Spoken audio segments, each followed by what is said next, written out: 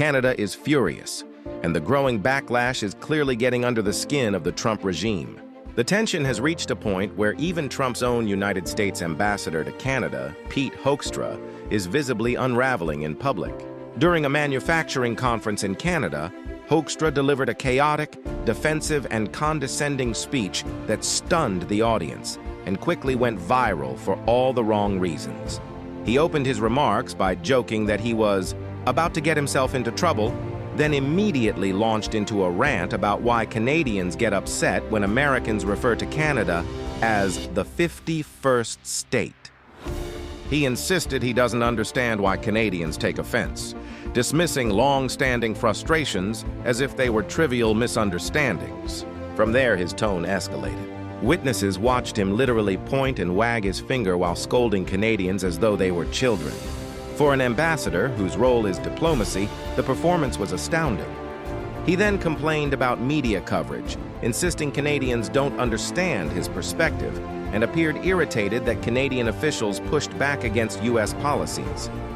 He referenced an ad campaign run in Ontario that criticized Trump's policies, claiming Canadians were interfering in American political affairs. At one point, he even suggested that Canada was trying to influence the outcome of a U.S. election and upcoming Supreme Court case by placing ads critical of Trump just days before key events. In an attempt at humor, he made a joke about the ads costing $54 million American dollars, real money, then immediately admitted it would probably get him in trouble. His comments repeatedly framed Canada as the aggressor, accusing the country of stepping out of line, interfering in American politics, and disrespecting the Trump administration. He warned that any such actions would bring consequences, portraying the U.S. as a nation under attack from a hostile neighbor, a bizarre framing given the historically friendly relationship between the two countries. But perhaps the most revealing line came when Hoekstra complained that Canadians now view China more favorably than the United States. Instead of reflecting on the behavior of the Trump administration, the tariffs, insults, threats, and diplomatic disrespect, he expressed disbelief, as though Canada's shift in sentiment were inexplicable. The irony is difficult to miss. The very actions of Trump's diplomatic team are what pushed Canada away.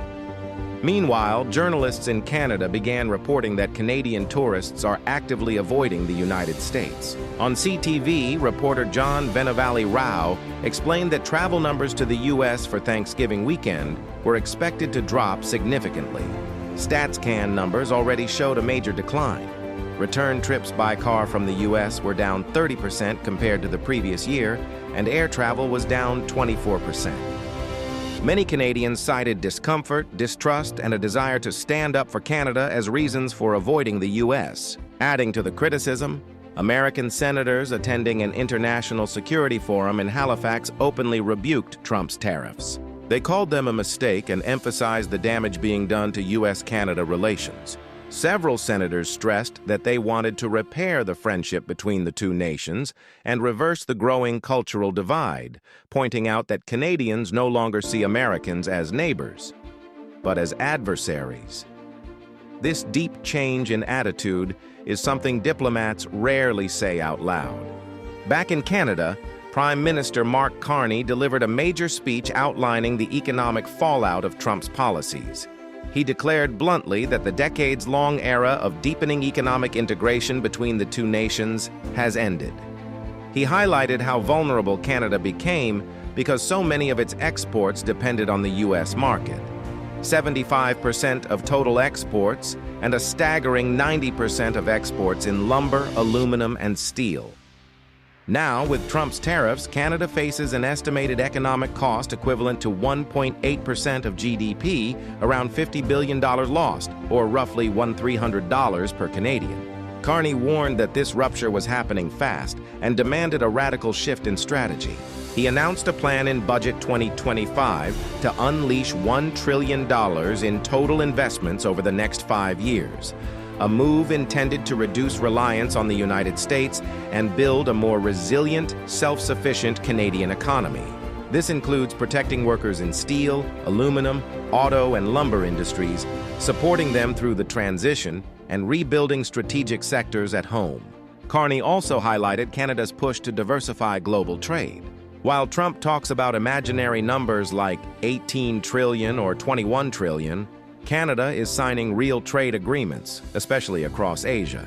He emphasized that countries around the world want deeper relationships with Canada, and new deals with India, Thailand, and the Philippines are being negotiated on timelines as short as 1 year, not the 5 to 8 year slog typical of older trade talks. When asked whether other countries regret signing trade deals with Trump, Carney diplomatically avoided criticizing foreign governments, but noted that many nations see Canada as a stable, reliable partner. He underscored that Canada stands ready to re-engage with the U.S. whenever the U.S. is ready. But in the meantime, Canada will continue expanding its ties abroad and strengthening its industries at home. Carney also addressed new adjustments to steel-related tariffs. He explained that Canada's tariff strategy is global, not targeted at the United States, and is designed to give Canadian steel producers room to compete. He clarified that tariff rates for the U.S. and Mexico are unchanged, pushing back against claims that Canada was escalating a trade fight. Despite the diplomatic turbulence, Carney expressed confidence that Canada's long-term strategy will strengthen the country and ensure economic stability regardless of political changes in Washington. The overarching message from his speech was clear. Canada is moving forward, with or without American cooperation. And as Canada invests in its own future, one thing is certain. The Trump administration's treatment of Canada has triggered one of the deepest ruptures in the relationship in modern history.